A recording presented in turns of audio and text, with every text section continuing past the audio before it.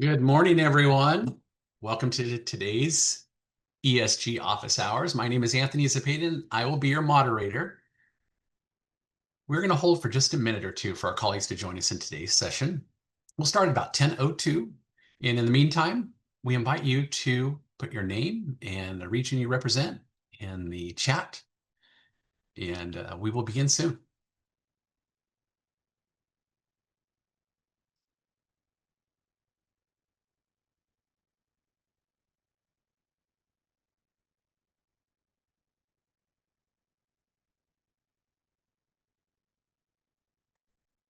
Hey, County of Orange got in there first. We should start giving a prize, huh? For whoever gets in first, some kind of maybe one less DER line item to review during. I'm just kidding, you guys. Our grantees right now are all, yes, that's it. And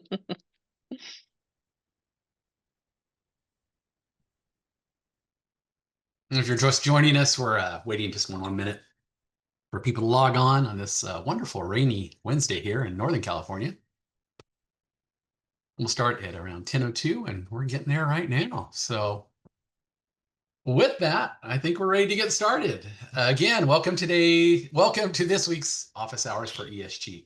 My name is Anthony Zepeda. I work as a specialist for HCD, ESG Department of Federal Financial Assistance, DFFA. And I'm your moderator today. If you're just joining us, please go to the chat and introduce yourself with your name and the region you represent. And as a reminder, we are currently being recorded for public record. And the second item is, for those of you who might be new, HCD has a policy on AI note takers. Any outside AI note takers are not allowed in our public meetings at this point in time. That's an HCD policy. And so if you do have an AI note taker, please take them off. I know they're helpful, but please turn it off for now. Otherwise, we have to remove the AI note taker and the related account from the meeting so you have to come back without it. So next slide, please. This is modern times, huh? All these little caveats I never had to give in the past, but AI note takers. So I had to ask a question. All your questions, please, must be submitted in the question box, the Q&A box. If you look at your screen right now, if you look down, there's a ribbon. And on that ribbon, there's a Q&A box. Just click on that.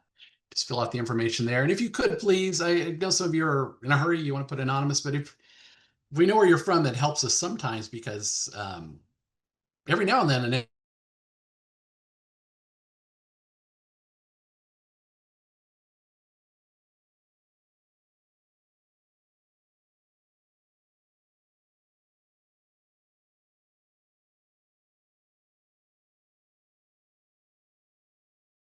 if you want a question for HCD, we are going to answer it through the Q&A box. So next slide, please. And please note that slides in the recording are generally sent out to everyone approximately 2 weeks afterwards. Sometimes it takes a little longer. In the meantime, though, if you're not getting it quickly enough, we usually post them on the HCD ESG YouTube page. You can access that through our HCD ESG website. We can drop that in the chat at some point during today's presentation. We always do. So you can find that information there. Next slide, please. All right, jumping right into the updates. This is the update portion. We usually do some brief updates before we jump into the Spotlight series. And we are now in the 2024 federal fiscal year contract season. 2023s are out the door. We don't have to talk about them anymore. Now it's all 2024 and moving forward to 2025s. And we wanted to give you a quick reminder. Some of you may be new to this process. Others could always use a little refresher. Prior to submitting your first RFF, your request for funding, your request for payment, you are required, as per your standard agreement, to submit liability insurance forms. And those forms, you would be naming the HCD as an insured on there. The standard stuff that's spelled out in your standard agreement, we do it every year. Though for some of you, this is new, so it might be a surprise. You can work with your rep. They'd be happy to help you out. And if you have questions, you can always just email your rep or the NOFA inbox, which I'll be giving a link to momentarily. Also required is the authorized signatory forms that identifies the person who is going to be authorized to execute your award and also to sign your RFFs and any other agreements. So we have to have that on board. We're not the only ones who look at it. Our finance team looks at it, contracts look at it. Every now and then LAD might look at it. And so we have to have the authorized representatives identified, and they have to be the person that is who has signed the forms that have been submitted. We also recommend that prior to submitting your first RFF, as we're just beginning a new contract season, review your contract exhibit A and E, I believe it is. They have the timely submission dates, the deadline dates, the expenditure deadlines. Those are good to know. So you just don't get that big surprise, 6 months from now, 8 months from now. What do you mean it was due, 3 months ago? None of us like to run into that. So review your contract timely submission dates, and related to that, down below in blue with the asterisks, the COC quarterly reporting. We want to give you a heads up. We're going to be putting together a COC quarterly report that HCD ESG team is going to be sending to your COCs to let them know how their grantees, their selected grantees, are doing in terms of their spending and whether they are meeting the milestones and expenditure dates from the contracts, or if maybe there's something they're doing well and that we want to call out to the COC that, this is a best practice we admire in them. So it's a progress report, quarterly progress report, but it doesn't necessarily have to be bad. It can be good as well. It's just mainly to keep the COC up to date, as that's going to go into their selection process moving forward. And we want to make sure that everyone is on board and everyone is aware of progress, including the grantee, the COC who is awarded the grantee, and then also HCD. Next slide, please.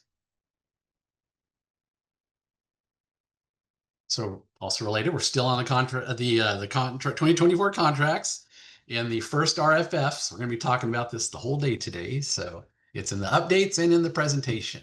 So in the updates, just some reminders for the first RFFs. We went through this last year. We tried to start messaging this, and we're really going to message it here in 2024. For your first RFF, full monitoring is required on all line items. So for example, if you're used to submitting a 3-page detailed expense report with 65 line items, and it's all rapid rehousing, which requires all kinds of client files, documentation, and federal requirements, that is going to be a huge lift, both for your team and then also in terms of it being reviewed by HCD staff, as we have to go through and review every line item and every piece of supporting documentation. So our advice for your first RFF is very simple. Keep it small, keep it simple, and if possible, we suggest using staff time, staff cost, the cost that went into setting up the contract, setting up the program, applying, or filling out the RFF, excuse me, and related to that, the billing starts on the date of the award letter, not the date that your contract was signed and approved, but on the date that is on the letter that HCD sent you. And it's usually going, for most of you, it's going to be December of 2020. When was that? 2024? December 2024. So it goes back to the billing starts at the date of the award letter. So that all ties into submitting your first RFF. Keep it small, keep it simple, just a few line items, because we're going to review every single one, and we're going to ask for very detailed documentation of every single line item. So if you need assistance with that, you can go to your reps, or you can shoot a question in the NOFA inbox, or you can ask questions today as well, as this is a topic we're going to be talking about for the next 20 minutes or so. Next slide, please. And on that note of reaching out to your rep, here are team representatives, Sam, Giovanni, and our newest member, Ryan, who is doing a bang-up job as taking over my old accounts. And he's great to work with. For those of you who used to work with, Ryan's the man. You can also reach out to the ESG NOFA inbox. That's monitored Monday through Friday during normal business hours. You usually get a response immediately, but if it's a tougher question, generally about 24 hours. But we are always monitoring that every day. Next slide, please. So with that, I want to put a little question slide in here. If there were any questions from the group in terms of the updates for the 2024, first RFF, the authorized signature form, insurance liability form. I know that Tim and the reps covered this with most of you in the introductory meetings that were conducted over the last few weeks. But just in case something slipped through the cracks, it doesn't look like we have anything. I'm checking the Q&A. No open questions right now. Thank you so much. I appreciate it.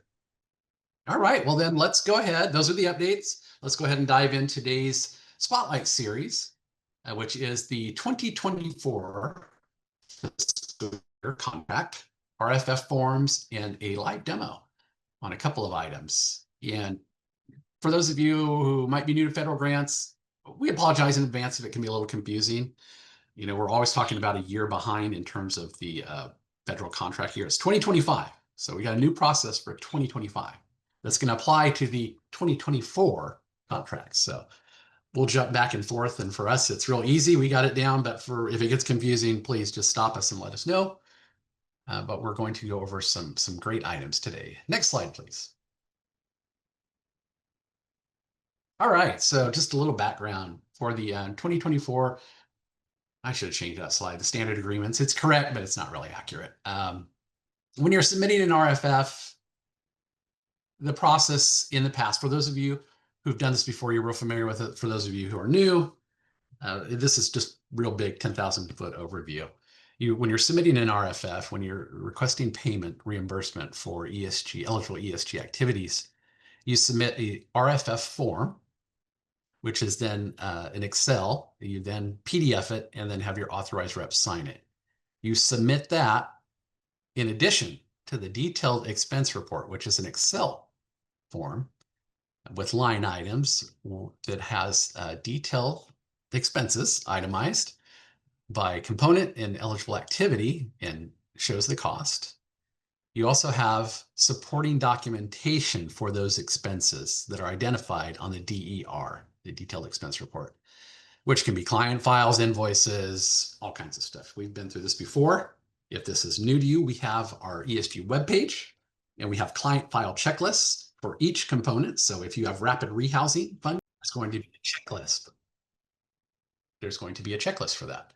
If you have emergency shelter, we have a checklist for that too. So RFF form, signed PDF. That's one. Detailed expense report, that's two. Supporting documentation, that's three. You're submitting three things, and you're doing this all within eCivis. So that's the backdrop. That's the background. The process, we're always tinkering with it. We're trying to make it easier. The whole point is to get the money deployed in your communities to pay you so you can complete your mission, you can complete your project and with HCD support and guidance. However, we realize it can be a bit onerous. So we're always tinkering with it to make it simpler because, you know, there's so many federal regulations. There's so many state regulations in terms of contract law and so on. You know, we've talked about this the last 3 office hours, how much regulation we're under. So that's why we have so much detail that we have to go through. And so we're always trying to make it easier on you.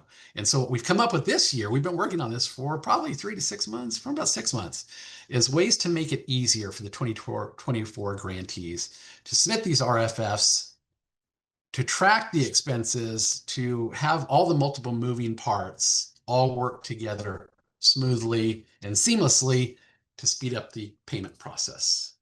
That's the backdrop. So next slide, please. Oh, and you know what? I kind of jumped the gun here. Previous art, I just explained this, the 23 contract. Oh, I'm sorry, you can go back to it, Gio, just as a you know a visual illustration of what I was talking about. For your contracts last year, which were 2023, because we're always a year behind. So for 2024, it's 2023. You had to have all this stuff in. And, you know, it's a lot of paperwork and, you know, we get through it. People get paid, we get it done, but it's, you know, we're always looking to streamline. Next slide, please. So now as we move forward to the 2024 contracts here in 2025, we're simplifying and streamlining the RFF submission process by combining an RFF and DER into one form. Tim's going to have a visual illustration of this in a few minutes. I'm just kind of teeing it up for him. We also have a need to accurately track indirect costs throughout the life of the contract, throughout the life of your RFF submissions. Working with some of our grantees, I know you can relate to this. Or the indirect cost tracking can sometimes be very challenging, to put it mildly.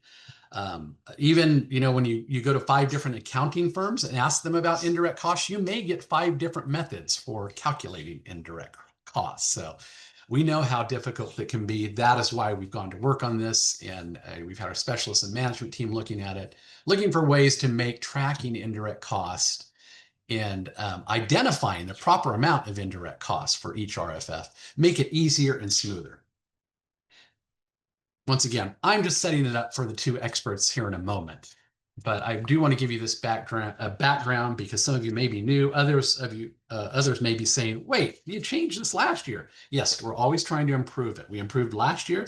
This year, big steps in improvement. Hopefully, we'll get it down to where it's just very simple. This is about the closest we can get right here, right now. So next slide, please. So with that, I'm going to be turning it over to Tim, who is the ESG program manager. Tim has done so much work on this, him and Tuesday. Tuesday will be coming on a little bit later, and they can explain it much clearer than I can. So I am going to go ahead and turn it over to Tim, who's going to give an overview of the RFF, the updates to the new RFF. And I was thinking we were going to do it in eCivis. That's why it says it on the screen. But we're not going to be doing that in the eCivis today. We're mainly going to be covering the new RFF forms, the new DER. And now I'm going to go ahead and hand it over to Tim. Awesome. Thank you so much, Anthony. And good morning to everyone who has joined our office hours today. Thank you so much for being here.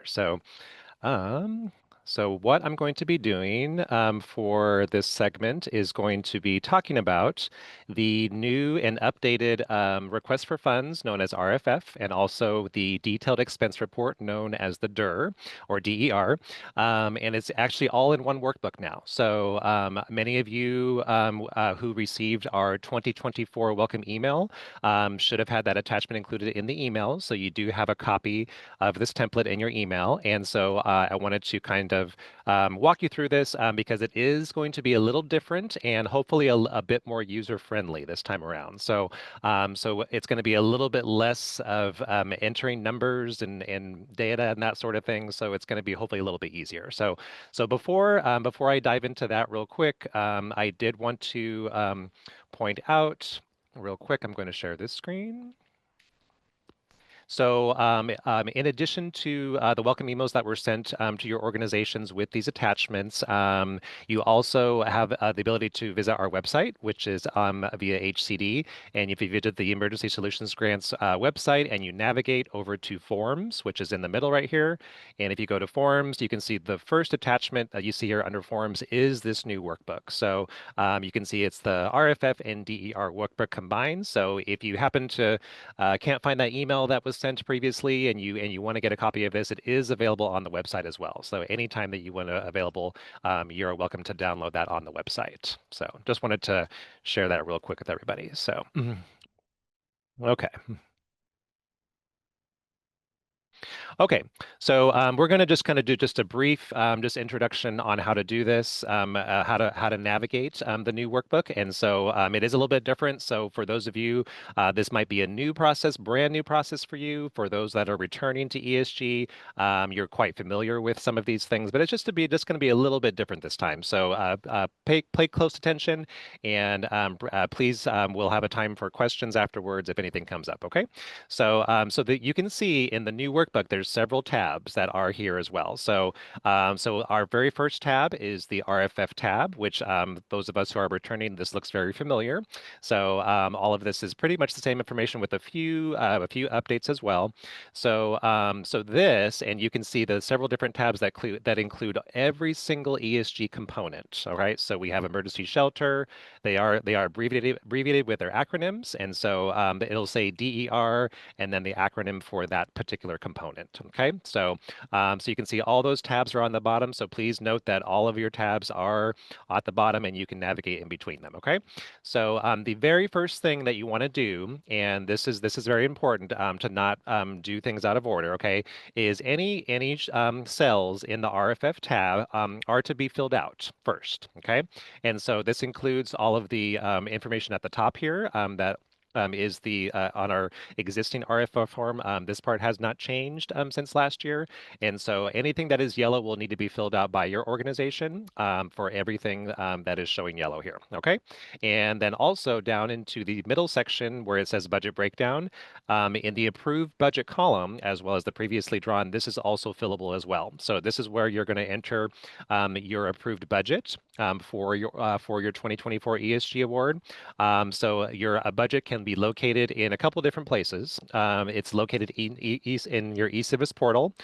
You can view the budget there anytime. It's also located in your standard agreement as well. So there's a couple of different places that you can actually see what the budget numbers are. And so please refer to those when you're entering your numbers here and make sure that those numbers do match what is in your eCivis budget and your standard agreement. Okay. And so all of these will need to be filled in by you very first. Okay. The certification section is also the same as last time. And so please make sure before this form is submitted that you do answer these 4 questions here. This was the same as last year. For those of you that are new this year, please review these questions. They will need to be answered with each RFF. So not just one, but each RFF, they will need to be filled out. Okay. And in particular, question number 4 will ask a question if there were any purchases in excess of $10,000. If that is the case, if you do answer yes to this question, we have a second tab where you have to fill out what that purchase was for. Okay, and so I'll just quickly go to this because this is not going to pertain to everybody, but for some it may. So if you do answer yes to that, there is this tab here that you would enter the information of what was purchased, the date, the cost, if ESG funds were used, and everything like that. Okay, so please understand that this is optional. This may not pertain to everybody, and this does not need to be filled out if you answer no to this question. So just please note that this is just an extra tab here if this applies to you. So if it does not apply to you, you don't have to do anything with this tab. You can just leave it. So okay, all right. So back to here. So what I'm going to do, the very first step before I enter my DER is I'm going to enter what my information is here. Okay, so my draw request. So in this case, I'm going to do number 1. Okay, and then you would put 2, 3, and so forth after that. Your contract number for your organization. Okay, so you would put your applicable contract number, 24 ESG, and then the number. And then you would enter the reporting period that you are requesting reimbursement for. Okay, now keep in mind, as many of us know, that this can be a reporting period range. It can be anywhere from 1 month to 2 months to 3 months to 4 months, whatever you're putting in there. Okay, so whatever you are claiming reimbursement for, just please put those applicable dates in there. Okay, so we are just going to do an example here. Of just 1 month. Okay. And then you would put your applicable information.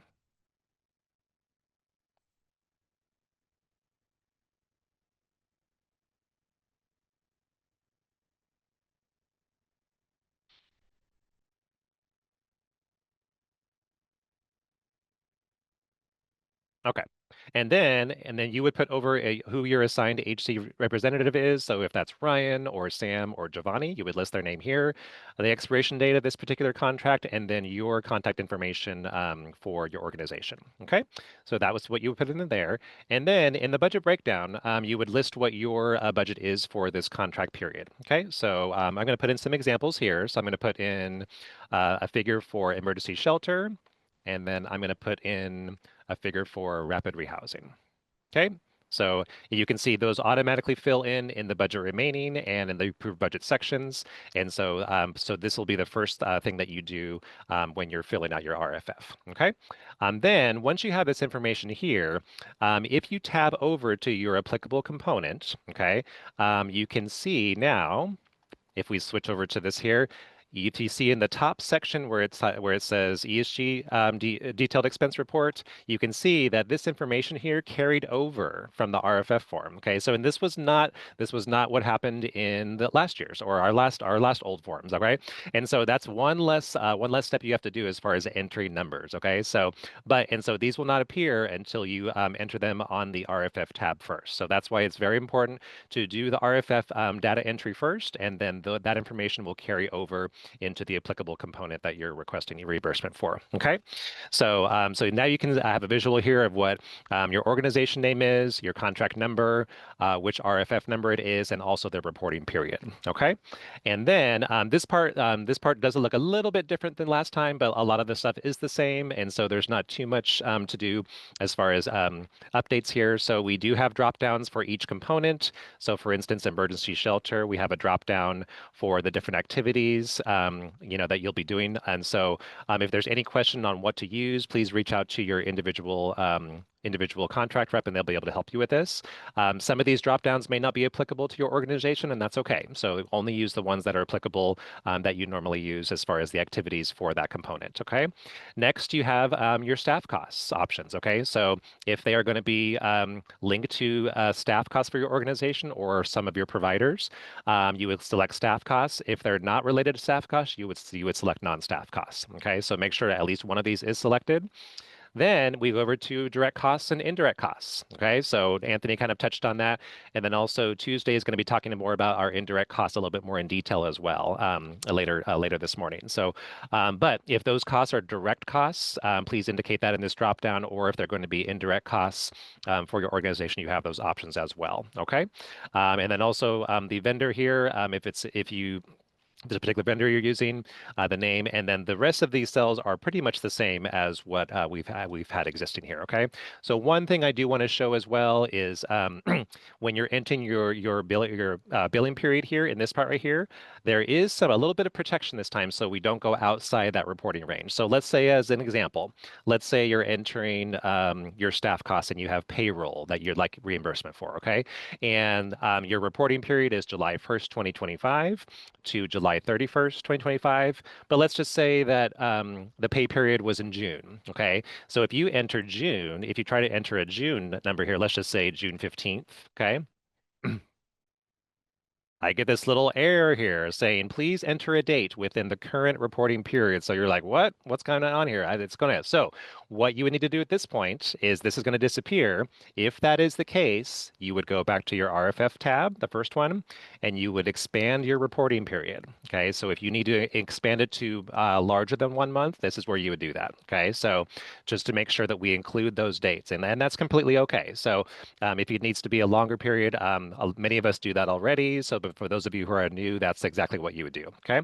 And so that way, so now this is changing to June. And so if I still want to enter that 6/15 date, now it's allowable because it's within that same month. Okay. So if you're doing payroll and it's like if it's on a bi-weekly frequency and you're entering payroll information, that's how you would do that. And so make sure that your reporting period is the appropriate time, and you can always expand it to something larger if you need to. So, and so please note that that is one little change with this DER that we're doing this time. Okay.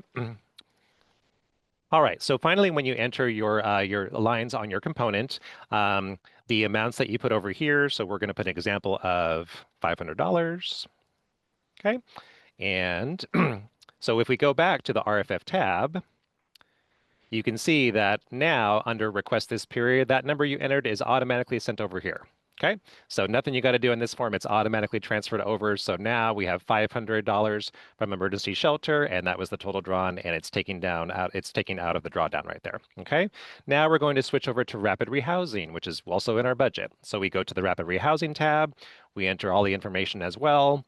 We're going to put $1,000 right here and all that information. And then if we go back to our RFF tab, you can see same thing. So $1,000 was taken out. So for this draw request, I'm requesting $1,500, and it's taken out of my budget for this. And you can see what's left, how much, what was the percent that was drawn down, and what was remaining. So hopefully a little bit easier this time around when we enter all of that stuff, and it's going to all auto-populate on the RFF tab. So hopefully this will be a little easier this time around. So, so real quick, when it comes to indirect costs, which Tuesday's going to cover here in a minute. So if your organization is requesting indirect costs, because not everybody does. So if you did not request indirect costs for this grant period, this may not apply to you. So it's completely optional, and this only applies for people who are requesting indirect costs. And so if you're doing indirect costs, make sure that your dropdown does say indirect costs.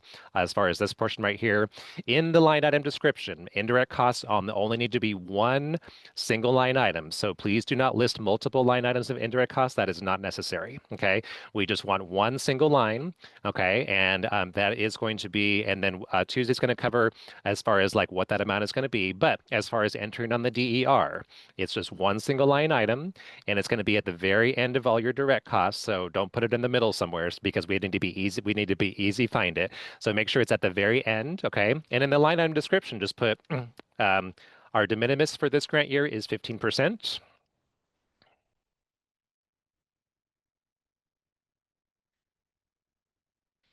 Oops. And all you got to do is just put 15% indirect costs here. And then whatever that amount is from your workbook, you would enter that here as far as in column number 11, and that will also total your total requested amount for this part. So if it's let's just say it's $100 that you're doing indirect costs. Okay, and so we're on emergency shelter here. If we go back to our RFF tab, you can see that it added that extra $100 because it's going to come out of the same component, even though it's indirect costs. Direct costs and indirect costs will come out of the same component of money. So there's no separate lines for indirect costs anymore. Okay, and so just make sure that your indirect costs, if you are requesting those, it's one single line item, and the line item description is just your de minimis rate. If you have a different de minimis rate that you have, you would enter that here. But for most people, it's going to be the 15%. And then that's all you need to do. We don't need backup documentation for indirect costs. You don't need to provide any of that. We don't need to know what it's for. Okay, so you just need to list it for right here, and that's all you got to do on the DER. And we're trying to make it very simple in that case. Okay. All right. So I'm going to go ahead and stop sharing here, and I'm going to pass it back to Anthony, and we're going to see if we have any questions before we move on to the next section.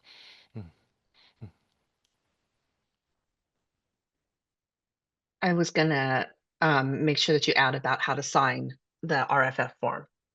Oh, perfect. Yes. Thank you so much, Tuesday. Yeah. So real quick, Anthony, sorry. I'm going to cover one more thing. No worries. Getting ahead of myself here. Okay. All right. So lastly, thank you, Tuesday, for that reminder. Lastly, before you sign the RFF form, okay, this is the last step to do, because there's a little bit of a different process here so you must make sure that all of your data entry is complete before you sign the workbook. Okay, so make sure that everything is entered, everything is on there how you want it to be, and then the very last step that you'll do is this is new this year, okay, is you're going to make sure that you fill in the authorized person's name, title, and date. That is definitely fillable as well there. By this section here, if you double click on the X where it says signature of authorized person, this process will come up, and a little box will come up, and you'll have the option to either like draw your name, or if you have a saved signature with your organization, you can select the image that's there. Okay, so I'm just going to put HCD here, and then if I click the word sign, then you can see here, my signature shows here, and it also dates it as well as far as signing that here. Now, I understand that this process may differ based upon your version of Excel that you have in your organization. Okay, so I understand that this may not work for everybody. So, but for those of you that do have the correct versions of Excel and you have the signature licenses and everything, this process should be able to work.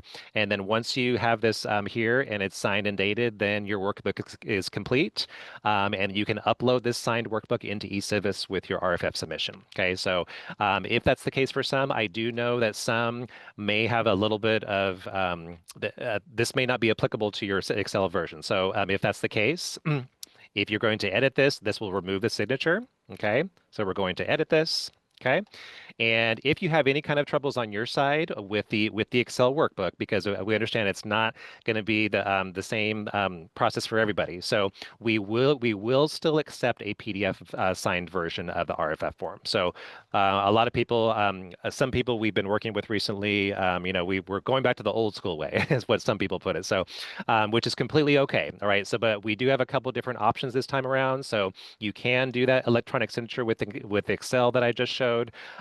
Or if you want to, if you're not able to do that for some reason, you can also just PDF that one RFF form. So I would go to print, and then I would Microsoft print a PDF. And that way in the workbook, it will just print that one page, which is just the RFF form. Okay. So if you do the Microsoft print to PDF version process, you should be able to electronically sign in PDF, and you can upload some that was done the previous way. So you do have an option as well to do a PDF signature. Okay. So I just wanted to add that part in. Thank you, Tuesday, for that reminder. And please work with your individual rep if you have any kind of issues with signing in Excel, if there's any kind of problems that occur, because we understand it's not going to work for everybody, and that's okay. So so there are a couple options for signing. So please do the best way that works for your organization, and that should be perfectly fine. Okay. All right. Okay, Anthony, I think we're ready to go back to you. Sounds great. And just a quick process check here.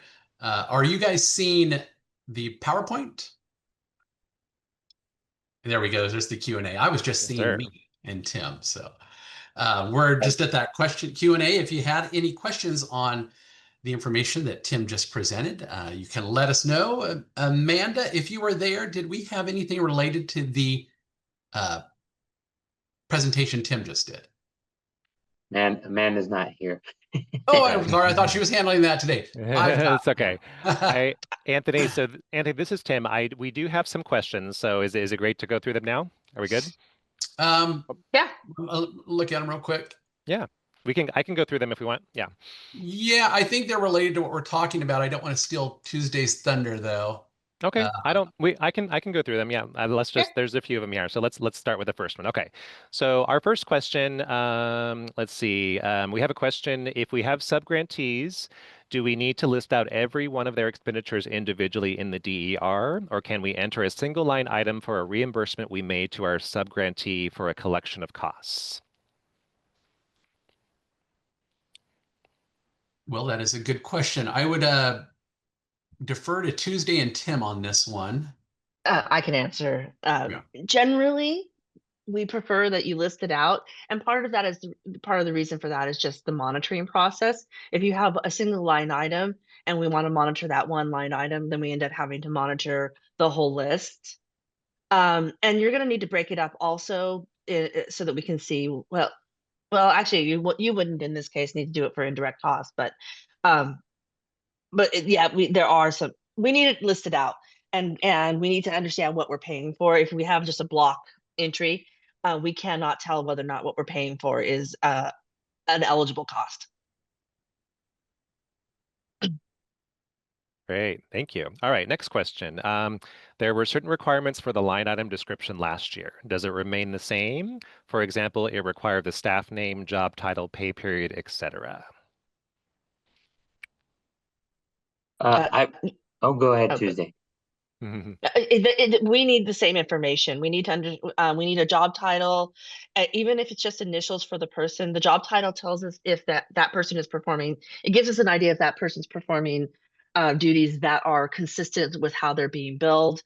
And the pay period is important because that we need to make sure that it's happening within the period of the grant year. So yeah, it would be pretty much the same. Okay, thank you, Tuesday. All right.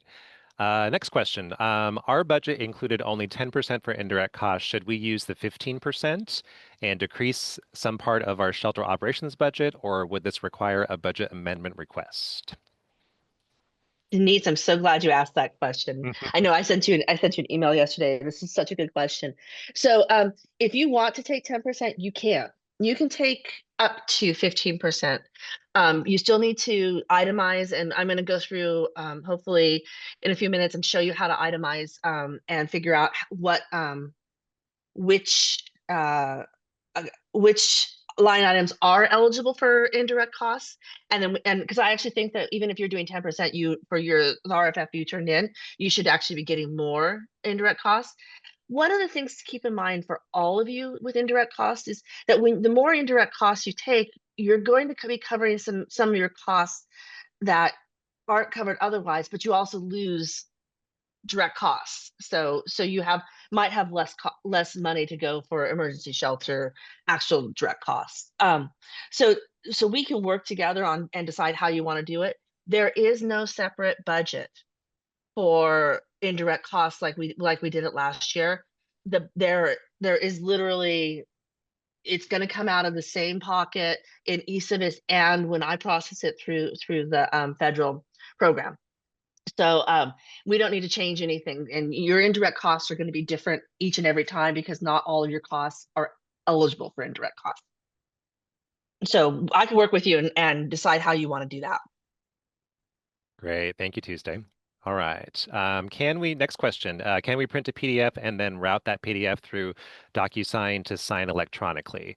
To answer your question, Ben, yes, you definitely can do that. So what I just did was in the demonstration, you do have both those options. So if the Excel works for you, that's completely fine. If you want to go the previous wave of PDF for electronic signature, that is fine as well. All right. Next question. Is there a criteria for reporting direct and indirect as well as staff and non-staff costs? And if so, what are the differences? I think I'm going to cover indirect costs coming up. I think that I will hopefully answer that question. If I don't, come back to me and ask it again. Awesome. Yes. Very good. All right. Let's see.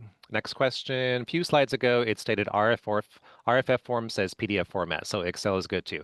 Thank you, Sarita. Yeah, great question. And so when we were creating this new workbook for everybody, we were hoping that the Excel actually would work, and we found out that it doesn't work for everybody.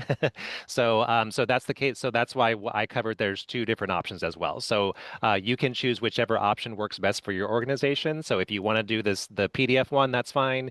If you want to do the Excel one, that's fine too. There's no preference. You can do whichever one. Oh. Okay, and then another question.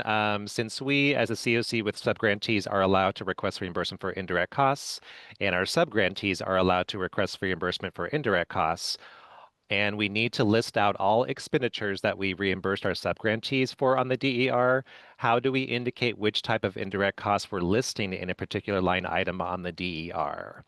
And I believe this Tuesday is going to be covering this, Andrea, in her section. So I think once she tests this, she'll be able to explain a little more. Anything you want to add, Tuesday? No, I have a slide for that, and Okay. also you're welcome to reach out to me directly when you're actually doing your form. I can show you again, but I do have a slide that covers this topic. Awesome. All right. I think we're good. We're caught up on questions. Thanks, Anthony. Outstanding. Thank you so much, Tim and Tuesday. And next slide, please.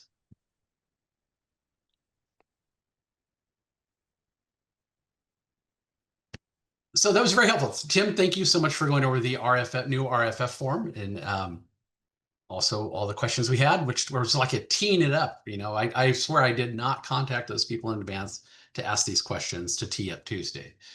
Just one quick note before we jump to Tuesday, the updated RFF form and indirect cost worksheet, those were included in the welcome email that you received from your rep sometime in the last 3-4 weeks. They can also be located on the ESG webpage. You can get them by contacting your rep directly, or you can get these new forms by contacting the NOFA inbox. We really want to make it easy on you and want you to be familiar with these new forms, as sometimes it can be a little bit of an adjustment. So with that, Tim mentioned some of the updates to the indirect cost, and then we had him in the Q&A session as well. So we are now at that session, that part of the session where this final portion of today's presentation is going to be on some of the changes to the indirect costs that have resulted from changes in the fiscal year 24 grant year adjustments at a federal level. There were changes to the de minimis rate in indirect costs. In the past, it was always 10%. They upped it to 15% last year for the fiscal year 24 grant. There's also a bigger federal emphasis on accurately applying indirect costs, tracking indirect costs at the HUD level. So of course that trickles down to us, and then we trickle it down to our grantees. And as a result of all that, we have created a new indirect cost worksheet for the 2024 contracts and RFS. Grantees are no longer required to submit separate indirect costs on different forms. And I'm not going to say any more on this because Tuesday, our resident expert on indirect costs, is going to take over here now and give you updates. Tuesday, it's all yours. Well, first off, indirect costs are difficult. So there's no good expert on this one. And as I was preparing this, I had to reach out to a bunch of different people to get any answers to my questions, and I was confused too. So please, if you have issues, reach out to your grant manager and we will work with you on this. So the first thing, as Anthony already mentioned, starting with this grant year, the de minimis went up to 15%, which is great. So you can take up to 15% of your direct costs, eligible direct costs for your indirect costs this year, and you won't be, but you will not be setting a direct. You don't take a direct percentage of all your direct costs. So we have to do a different method of determining what your costs are. Not all direct costs are eligible. Your grant does not have a budget tied to indirect costs, which means that your budget for emergency shelter, if it's $100,000, it's $100,000 is going to cover the direct costs and the indirect costs, and it's fluid. It can go back and forth because we understand that your expenses are changing all the time, and not all of your expenses are going to be eligible for indirect costs. And you're going to have to calculate your indirect costs on RFF by RFF basis, which is why you need to list everything out in the way we're going to do that. You will not be entering indirect costs separately into eCivis. There's not going to be a separate line item for that. There's the only place that you're going to be entering your indirect costs is going to be in the calculator that we're going to show you, and then also it's going to be a single line item, as Tim mentioned, in the DER. And we're gonna we updated the indirect cost workbook that we used for the 2024 grant application and turned it into a calculator that I'm hoping is going to help us all figure out which costs can and can't be have indirect costs applied to them. That's it. Next slide. So again, as I mentioned, not all costs are eligible for indirect costs. You're really looking at costs that have like discrete other activities tied to it that we're going to consider for indirect costs. So some things like fuel and insurance and stuff like that, they don't actually have an indirect thing that's tied to them. So they're not eligible. But things that are eligible are direct salaries, wages, and benefits for employees who are doing ESG related tasks for the time that they're doing them. The supplies and materials for your shelter, for your rapid rehousing program, any of that stuff. And up to $50,000 of each subaward, you can take indirect costs. And I'm going to cover that in a little more detail later. The process of taking and itemizing the things that can and can't have indirect costs brings us to our modified total indirect cost rate, MTDC. So I'm going to be saying that probably fairly often, but modified total indirect cost is the amount of your direct cost separate with the amount that doesn't qualify for indirect cost pulled out. Things that aren't eligible for indirect costs are equipment, capital expenditures, participant support costs, like grantee rental costs, and the portion of the subaward over $50,000. Okay, next slide. Thank you. This is the indirect. This is a snip from the indirect cost calculator that we have. And I just wanted to kind of show you that the calculator has a section for each type of charges. And so you're going to enter in here these little cells you'll enter your amounts into, and it'll calculate for you. So you have things like housing search and placement, stability, case management, legal services, mediation, and stuff like those. Those are all eligible. But again, equipment here is not eligible. It has this little gray area, so it won't calculate for you. All right. And this is the rapid rehousing section, and note that there's all the types of ways that you can bill. All right, next slide. One of the things I wanted to say before I get started on the live demo, you want to keep the categories in mind when you're filling out your DER. Actually, maybe go back one. If you don't mind, Gio. You want to keep in mind what all of these activities are as you're filling out your DER. You might want to actually like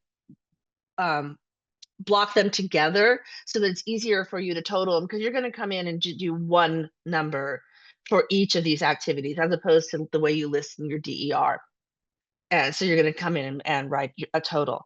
Once you've completed your detailed expense report, your direct cost entries, then you're going to go into your indirect cost calculator. And that should have been provided to you with your welcome email. If not, I think it's available on the ESG website.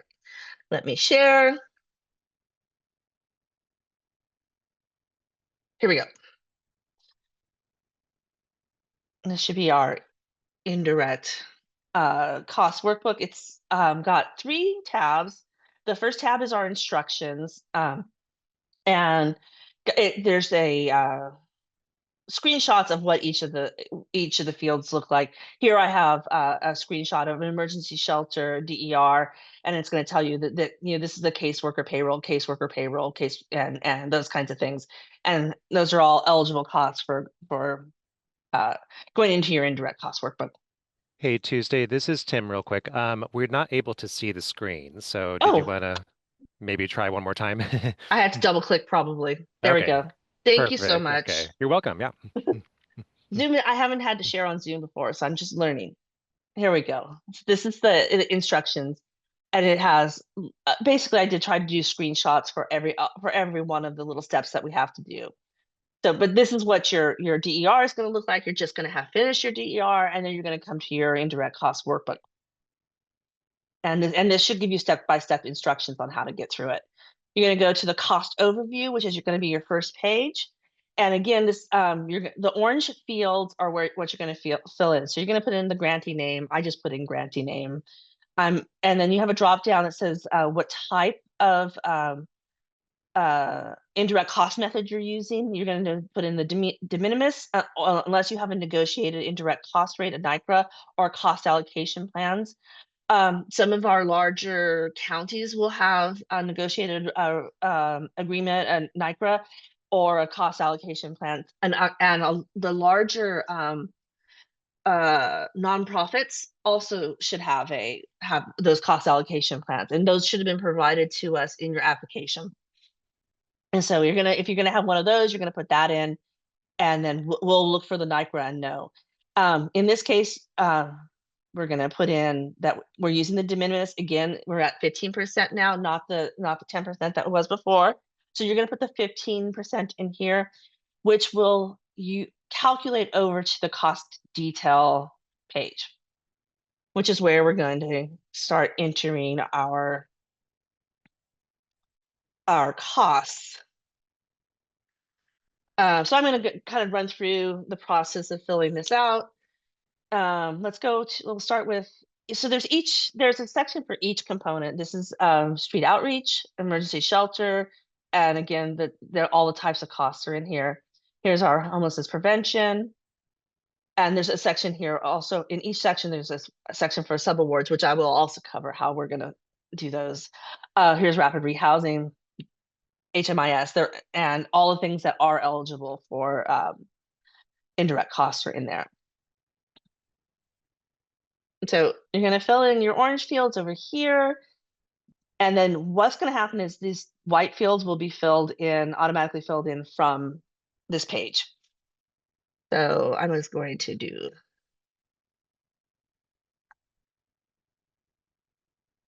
let's go into emergency shelter.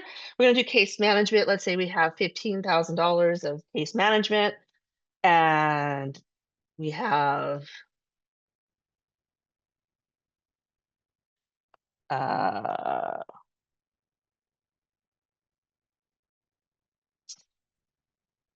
food and supplies at $15,000 here.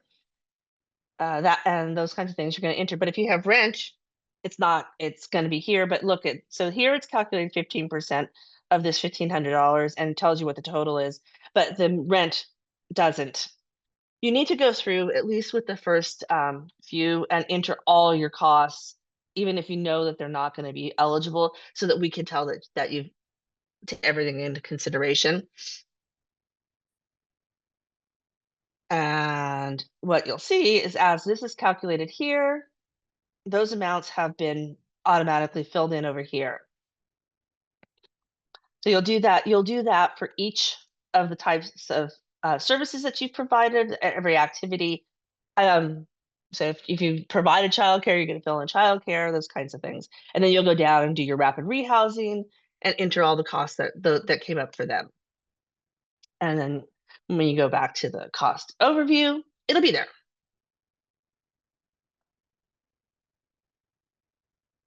I need to get caught up.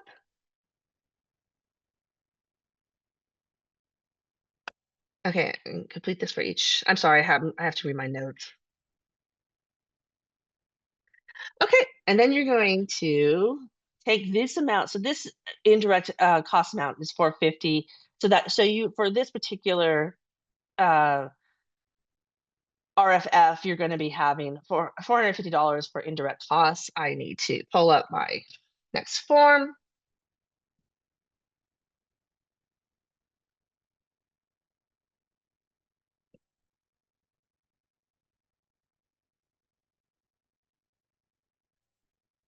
And then you'll go over to your, did that show up? Yep. Mm-hmm. Good. Thank you, Jim. You're going to go back to your DER RFF form, and you'll go into each component, and you'll enter a line item underneath as the bottom item for each component that you're doing indirect costs for. You'll enter it as indirect costs for in this line. You can leave the activity and staff costs empty because these aren't associated with either of those things. You're going to say indirect costs. There is no vendor. The time period, reporting period will be the same as the reporting period for the whole RFF. And you're going to say something like 15% of modified total direct costs from the IDC calculator and put in that amount that we determined. So we've got 450. And that'll total all the way down and come back into your RFF form here, which is awesome. We really like that when things are filled in.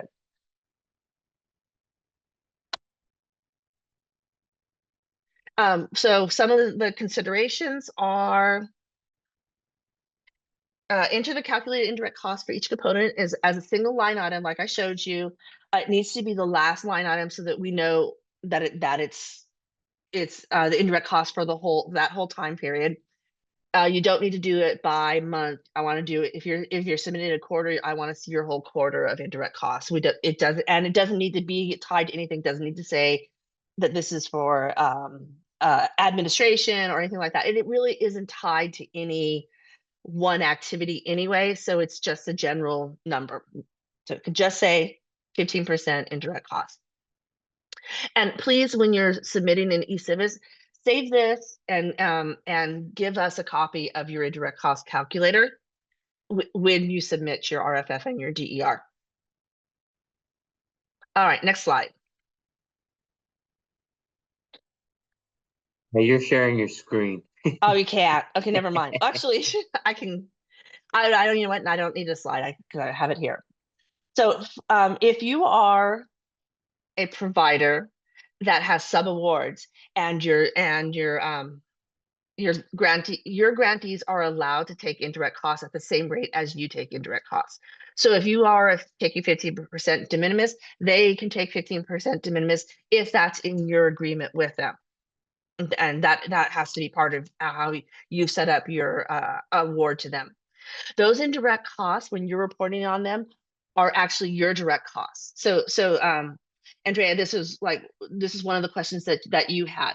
So when your grantee is coming in and giving you their indirect costs, you're going to put them in here in your RFF as direct costs. You're going to give the provider's name. So if it's, home again, emergency shelter, you'll put that name in here. You'll put the provider, again, 15% of their modified total direct cost, because they should also be using the same method as that you're using for claiming indirect costs. And then you're going to put that amount. And it's going to be just a direct cost.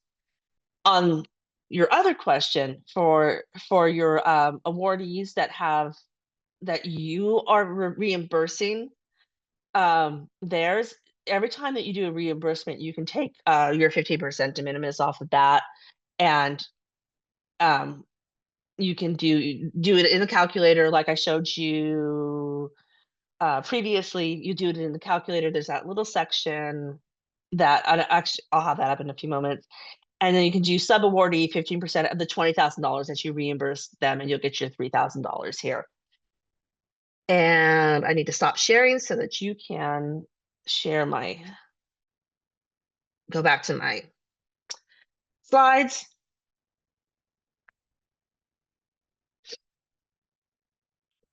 Okay, again, what I described before, your subgrantee can take the same rate as yours. I've discussed that. Okay, and here's where I want to go back. Thank you. This is the area where you're going to put your subaward, and you need to take this as you've done their reimbursement. So they can take their indirect costs, and then you take your indirect costs here, and you would put your $20,000 in there, and it'll calculate that for you. And you can only do that up to $50,000. So you need to keep track of where you are for claiming that. Next slide. Yep, questions. That's about it. That's what I think I've covered everything. If you have questions, please let me know. Awesome, Tuesday. Thank you so much. Thanks. Appreciate that. And let's go ahead and go to the questions. And Tim, if you are still okay with reading them, your voice is much better than mine. No problem. Thanks, Anthony. So let's see. Let's start with this question. If we have a subrecipient, then we fill out the one-line item for subrecipient correct per category. I think I got that correct, Nicole. And I think this is related to indirect costs. So Tuesday, do you want me to read it again, maybe? No, yes. Okay. So for each place so if you reimburse your sub awardee $20,000 emergency shelter and $10,000 rapid rehousing, then you would have that in separate in the categories that you that you're paying them for. So awesome, thank you. And then the last one is where is the indirect cost calculator located, or is it going to be sent to us? So Luz, those attachments were sent in the welcome email that was sent out by your grant representative. So if you by chance didn't get that email, someone on your team should be able to forward that to you. Okay, so so please work with your team to get access to that email. Okay. And That's just all the want to questions. thank you, Tim. I appreciate that. I did want to jump in real quick. I answered a question privately. from the Q&A, but I just want to get it out there as well, just in case it requires discussion. We had one of our agencies ask if they have a federally approved indirect cost rate that is less than 15%. Can we still charge the higher 15%? Yeah, I understand. I don't think so. That I is think the, that yeah, that is the thing. And Denise, before you jump in Tuesday, if I just want to jump in too, I asked them a question, but you can work with us. I'll just say Denise. It's Denise. It's not a secret. Denise, if you need help on this, we can assist. But it's actually something that you need to discuss with your accounting staff, with your finance staff. I'm not entirely sure of how you guys are structured that way. If you have a separate accounting firm that advises on your indirect costs or explains them and how they relate to your agency, but in the big scheme, work with your accounting department, because that is, you have to use what you have agreed upon in your agency's documents. But once again, talk to your accountant. I'm not an accountant. I'll turn it over Tuesday. Yeah, I'm reading the question. I think you need to take a look at your federally approved indirect cost rate and see if it's still even current. Because generally speaking, if you have an approved NICRA or cost plan, it's higher than the 15%. So. Okay, thank you so much. I just wanted to have that out there real quick. That's a very And just real quick, I know we're going over, and I'm sorry about that. This is a new process to everybody. It's a new process to us. We're hoping that it's going to be really simple, but please reach out to us if you have any questions. We want to identify problems as soon as they happen, and be really proactive about that. And I'm happy to. We're all happy to get online with you and help you get through this. Thank you so much, Tuesday. And with that, Gio, if you could just kind of spend a second on it, next two slides. I'm not going to read them. This is just the ESG webpage resources, our social media, and also a little plug to join our team. But we are over and we don't want to take any more of your valuable time today. Thank you so much. This is a tough topic, we know. Requires a lot of follow-up questions. Reach out to your rep, reach out to us. The Wait, inbox will help out. Before we bounce, it looks like Luz has a raised hand. We don't want to leave without a raised hand. Sure. I've unmuted Lewis. Or Gio, did you? Let me see. Hold on. She has to unmute. Luz, you have to unmute.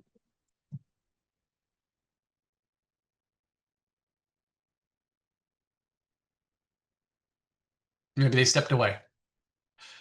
Well, anyway, we are at 11:07, so we'll go ahead and we'll take this question either through a rep or offline. So thanks so much, everyone. Have a wonderful Wednesday. Take care.